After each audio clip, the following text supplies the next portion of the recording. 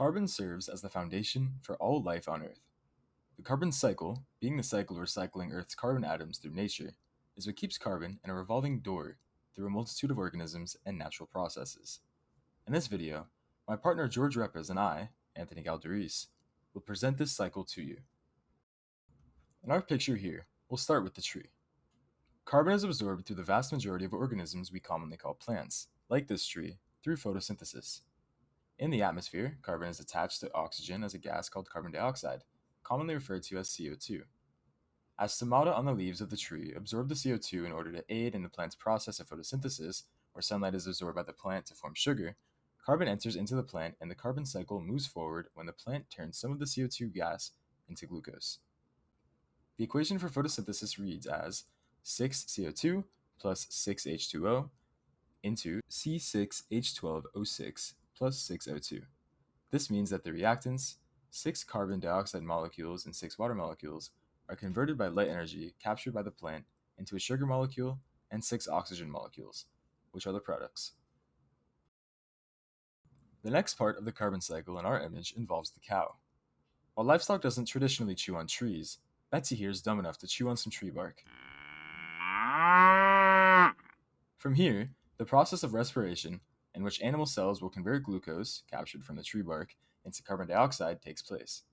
Betsy's cells will convert the glucose from the bark into ATP through an equation that reads C6H12O6 plus 6O2 into 6CO2 plus 6H2O plus energy, or ATP, the equation for cellular respiration, which her metabolism will use to keep her going.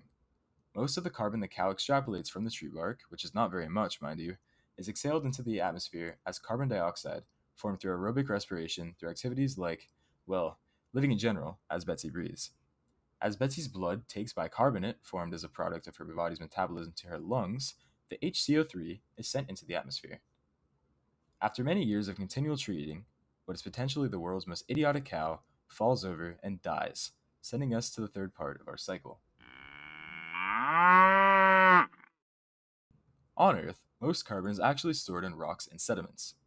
A lot of the carbon will come from animals like Betsy and plants like our tree here, and eventually present itself as what makes up the majority of limestone and other kinds of rock in the ground in the form of pure carbon, or C. As it turns out, Betsy comes from a long and prosperous line of dumb, tree bark indulgent cows. Tens of millions of years ago, a distant ancestor of hers had gone through the same process of death and was swept into an ocean. Luckily for a not so lucky dead distant relative of Betsy, he is now a pile of wildly useful oil. Because decomposition was, for one reason or another, blocked, he is now representing the facilitation of transferred carbon from Betsy to the ground, which will take place when she, too, eventually becomes a pit of rocks and oil. Next up on the list is the power plant. Here, oil unknowingly taken from Betsy's family line is pulled out from the ground and transferred into power through the burning of oil. Through this process, many of the side effects of the burning oil are sent out through smokestacks as what we call pollution. According to Britannica.com, crude oil is around 82 to 87% carbon by weight. With all this carbon in oil, some is almost guaranteed to leave through these smokestacks. From there, most of the carbon enters the atmosphere as carbon dioxide gas. According to the UCAR Center for Science and Education, around 5.5 billion tons of carbon is released by burning fossil fuels each year around the world. From this point on, plants like our tree will suck up latent carbon dioxide that bonds with oxygen in the air to aid in photosynthesis, completing our cycle.